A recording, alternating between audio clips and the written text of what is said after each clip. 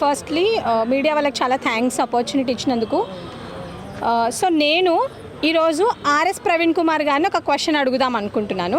RS Praveen Kumar గారు, ఇంతకుముందు ఉన్న బీఆర్ఎస్ టైంలో మీరు బీఎస్పీ పార్టీలో ఉన్నారు. అప్పుడు పేపర్ లీకేజ్ అనేసి మీరు బయటకు వచ్చి మీరు స్ట్రైకులు చేసినందుకే బీఆర్ఎస్ పార్టీ ఓడిపోయింది. This is a truth. ఇది అందరికీ జగమెరిగిన సత్యం. ఇది మీరు బయటకు వచ్చి హంగర్ స్ట్రైక్ చేసినందుకే బీఆర్ఎస్ పార్టీ ఓడిపోయింది. ఈరోజు కొత్తగా మీరు బీఆర్ఎస్లో జాయిన్ అయినంబడే బీఆర్ఎస్ పార్టీ చాలా మంచిగా చేస్తుంది, బీఆర్ఎస్ పార్టీ అది ఇది అని అంటే మీ స్వలాభం కోసమే మీరు మాట్లాడుతున్నారు. Even though you know that GO29 అనేది అన్కాన్స్టిట్యూషన్ అని తెలిసినా కూడా మీరు ఇనీషియల్ స్టేజ్లో దీని గురించి మాట్లాడినారు. అంటే ఇంతకుముందు మీరు దీని గురించి మాట్లాడినారు. GO29 కరెక్ట్ కాదు, దానివల్ల SC ST BC విద్యార్థులందరూ నష్టపోతున్నారని మాట్లాడినారు. ఈరోజు ఆర్ఎస్ ప్రవీణ్ కుమార్ గారు మాట్లాడకపోవడానికి రీజన్ ఏంటి? ఈరోజు ప్రతి ఒక్కరు అపోజిషన్ లీడర్స్ మా మీద బురద చల్లుతున్నారు. గ్రూప్ 1 ఆస్పిరెంట్స్ వల్ల మేము అపోజిషన్లు ఉన్నామని అంటున్నారు. మా వల్ల అపోజిషన్ ఉన్నారా, మీ వల్ల అపోజిషన్స్ ఉన్నారా? మీరు ఈరోజు అపోజిషన్లు ఉన్నప్పుడు మీరు మాకు సపోర్ట్ చేయాలి కదా. మిమ్మల్ని SLPల గురించి అడిగితే మీరు ఏమంటారు సార్? మీరు ఏమంటారు? SLPల గురించి అడిగితే మీరు కనీసం హెల్ప్ చేయాలి కదా. మీరు KTR గారికి దగ్గర ఉన్నారు, మీరు KCR గారికి దగ్గర ఉన్నారు, మీరు పార్టీకి దగ్గర ఉన్నారు. మీరు చెప్పడం మానేసి మీరు ఈరోజు ఎక్కడో కూర్చొని మీ స్వలాభం కోసం విద్యార్థులను వాడుకుంటున్నారు, మీ స్వలాభం కోసం మీరు కమ్యూనిటీస్ని వాడుకుంటున్నారు. అంతే. మీకు ఓట్ బ్యాంక్స్ కావాలి. కాంగ్రెస్ పార్టీ వాళ్ళకు మీకు ఏంటి సార్ తేడా? అసలు ఇన్ని రోజులు మేము మిమ్మల్ని క్వశ్చన్ చేయలేదు, ఈరోజు క్వశ్చన్ చేస్తున్నామంటే రీజన్ ఏంటి?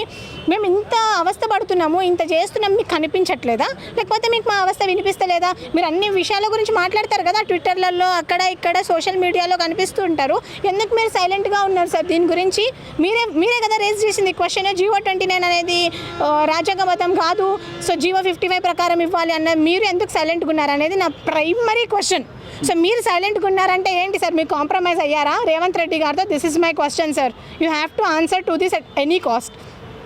KCR గారు, sir I'm requesting you from this platform. మీరు నీళ్లు, నిధులు, నియామకాలు దీనివల్లే తెలంగాణ అంటే తెలంగాణ సాధించుకోవడానికి ముఖ్య కారణం నీళ్లు, నిధులు, నియామకాలు. మీరు వచ్చాక నిజంగానే నీళ్ళు వచ్చాయి, నిధులు కూడా వచ్చాయి. యాజ్ ఎవ్రీవన్ నో, నియామకాల విషయాల్లో మీరు మాకు నిజంగా మా పక్కన అండగా నిలబడాలని మేము కోరుకుంటున్నాము. మీరు మీ పార్టీ అపోజిషన్ పార్టీ మాకు అండగా నిలబడాలి. మీరు ఎవరైతే ఈ రేవంత్ రెడ్డి గారు GO29 తీసుకొచ్చి మీరు ఏదైతే GO55 సార్ మీరు తీసుకొచ్చిన GO55 వల్ల నిజంగానే ఈ బడుగు బలహీన కుటుంబాలు ఎవరైతే ఉన్నారో SC ST BC స్టూడెంట్స్ ఎవరైతే ఉన్నారో వాళ్ళు చాలా వరకు బెనిఫిట్ అయ్యారు. ఈవెన్ ST, నేను బీయింగ్ ఎన్ ST, నేను sir I would like to thank you. ఎందుకంటే మీరు గ్రామ పంచాయతీలు సరే చేశారు, చాలా చేశారు, STలకు చాలా మేలు చేశారు. కానీ ఈరోజు ఈ GO29 అయితే కాంగ్రెస్ ప్రభుత్వం తీసుకొచ్చి దీనివల్ల ఇంతమంది రోడ్లెక్కినా, ఇంతమంది ఇబ్బంది పడుతున్నా కూడా దీనికి అసలు అపోజిషన్ పార్టీ అనేది స్పందించాలి. సో ఎవరు స్పందించినా కూడా దీనికి పెద్ద వెయిట్ ఉండదు సార్. సో దీని గురించి మీరు రేపు జరిగే వరంగల్ సభలో మాట్లాడాల్సిందిగా నిరుద్యోగులు అందరి తరపున నుంచి నేను రిక్వెస్ట్ చేస్తున్నాను మిమ్మల్ని.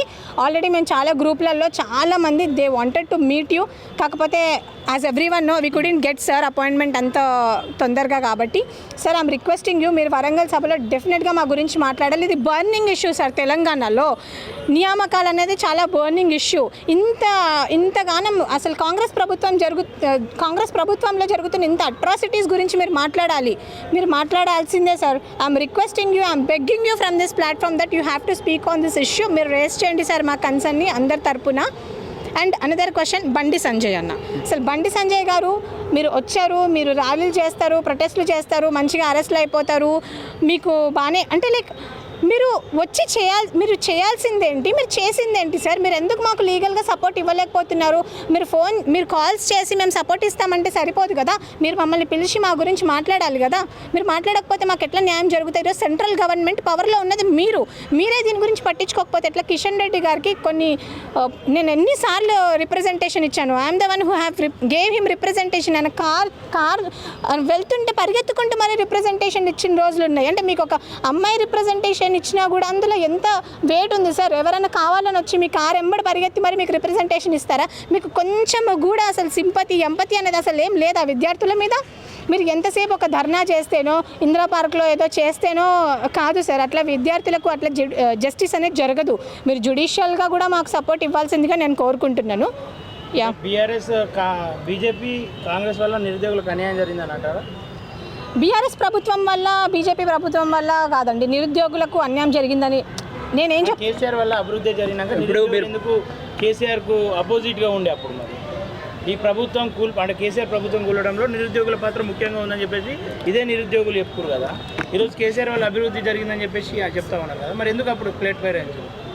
లేదండి, యాక్చువల్గా కేసీఆర్ గారి ప్రభుత్వంలో పేపర్ లీకేజ్ అనేది అది చాలా అన్ఫార్చునేట్. ఇంకోటి కేటీఆర్ గారు దానికి అపాలజైజ్ చేసుకున్నారు అండ్ మోర్ ఓవర్ ఎగ్జామ్స్ కూడా క్యాన్సిల్ చేయడం జరిగింది. అండ్ సెకండ్ టైం మళ్ళీ బయోమెట్రిక్ ఇష్యూలో నేను మిస్టర్ బల్మూర్ వెంకట్ గారిని నేను ఒక క్వశ్చన్ అడుగుదాం అనుకుంటున్నాను. సార్, బయోమెట్రిక్ తీసుకురావడానికి మెయిన్ రీజన్ ఏంటి? అసలు ఎగ్జామ్లో స్కాములు జరగొద్దని బయోమెట్రిక్ అనేది ఒకటి తీసుకొస్తారు. మరి అట్లాంటిది హాల్ టికెట్లు ఎందుకు మార్చి ఇచ్చినారు? అంటే ప్రతి హాల్ టికెట్కి ఒక బయోమెట్రిక్ అనేది లింక్ అయి ఉంటుంది కదా ప్రిలిమ్స్ ఎగ్జామ్ అప్పుడు. మరి ఎందుకు హాల్ టికెట్లని ప్రిలిమ్స్లో మెయిన్స్లో మార్చి ఇచ్చారు? ఏదేదో పిచ్చి రీజన్స్ చెప్తున్నారు మీరు. అసలు మీకు కూడా క్లారిటీ లేదు మీరు ఏం చెప్తున్నారు అనేది.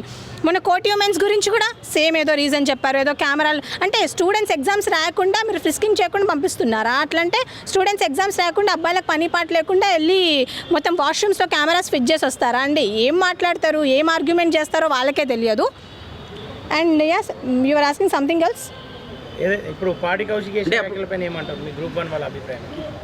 Opposition, the main role of opposition ఏంటి అంటే నిజంగా ఏదైనా అన్యాయం జరిగినప్పుడు అభివృద్ధి జరిగినాక కేసీఆర్ ఓడగొట్టడంలో కేసీఆర్ని ఓడగొట్టింది మేము మాత్రమే కాదండి. అంటే కేసీఆర్ని ఓడగొట్టినారని మీరు మాతో చెప్తున్నారు. కేసీఆర్ గారు ఈ రోజుకి కూడా కేసీఆర్ గారి మొహం చూసే చాలామంది విద్యార్థులు, చాలామంది ఊర్లో ఉండేవాళ్ళు, చాలామంది సార్కి ఓటు వేయడానికి రీజనే కేసీఆర్ గారు.